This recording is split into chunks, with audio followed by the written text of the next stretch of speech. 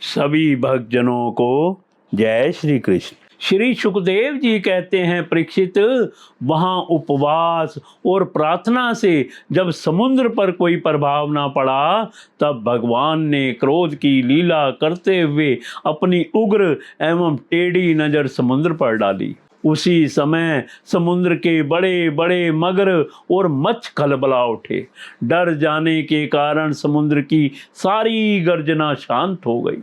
तब समुद्र शरीरधारी बनकर और अपने सिर पर बहुत सी भेंटें लेकर भगवान के चरण कमलों की शरण में आया और इस प्रकार कहने लगा, अनंत, हम मूर्ख हैं, इसलिए आपके वास्तविक स्वरूप को नहीं जानते। फिर जाने भी कैसे? आप समस्त जगत के एकमात्र स्वामी, आदि कारण एवं जगत के समस्त परिवर्तनों में एक रस रहने वाले हैं। आप समस्त गुणों के स्वामी हैं।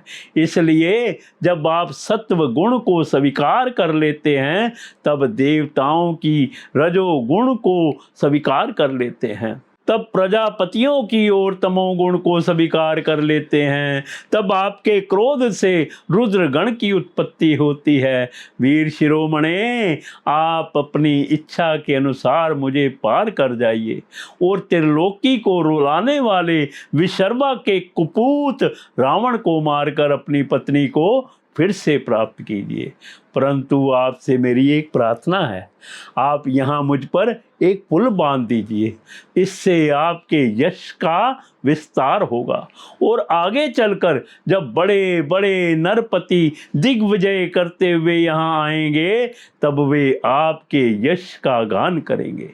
भगवान श्री राम ने अनेकों अनेक पर्वतों के शिखरों से समुद्र पर पुल बांधा। जब बड़े बड़े बंदर अपने हाथों से पर्वत उठा उठा कर लाते थे, तब उनके वृक्ष और बड़ी बड़ी चट्टानें थर थर कांपने लगती थी। इसके बाद विभीषण की सलाह से भगवान ने सुग्रीव, नील, हनुमान आदि प्रमुख वीरों और वानरी सेना के साथ लंका में प्रवेश किया। वह तो श्री हनुमान जी के द्वारा पहले ही जलाई जा चुकी थी। उस समय वानर राज की सेना के लंका के सैर करने और खेलने के स्थान, अन्न के गोदाम, खजाने, दरवाजे, फाटक, सभा भवन, छज्जे और पक्षियों के रहने के स्थान तक को घेर लिया। उन्होंने वहाँ की वेदी, ध्वजाएं, सोने के कलश और चौराहे तोड़ फोड़ डाले। उस समय लंका ऐसी मालूम पड़ रही थी जैसे झुंड के झुंड हाथियों ने किसी नदी को मथ डाला हो।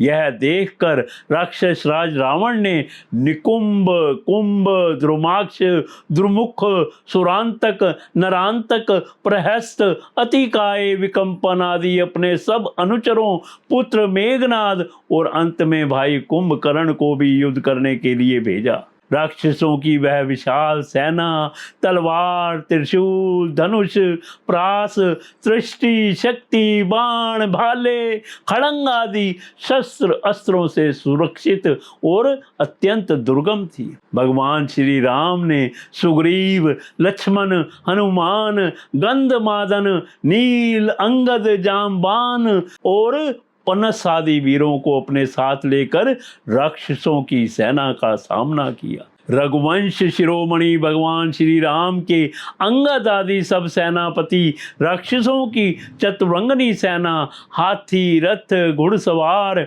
और पैदलों के साथ द्वंद्व युद्ध की रीति से भिड़ गए और राक्षसों को वृक्ष, पर्वत, शिखर, गदा और बाणों से मारने लगे। उनका मारा जाना तो स्वाभाविक ही था, क्योंकि वे उसी रावण के अनुचर थे, जिसका मंगल श्री सीता जी को स्पर्श करने के कारण पहले ही नष्ट हो चुका था।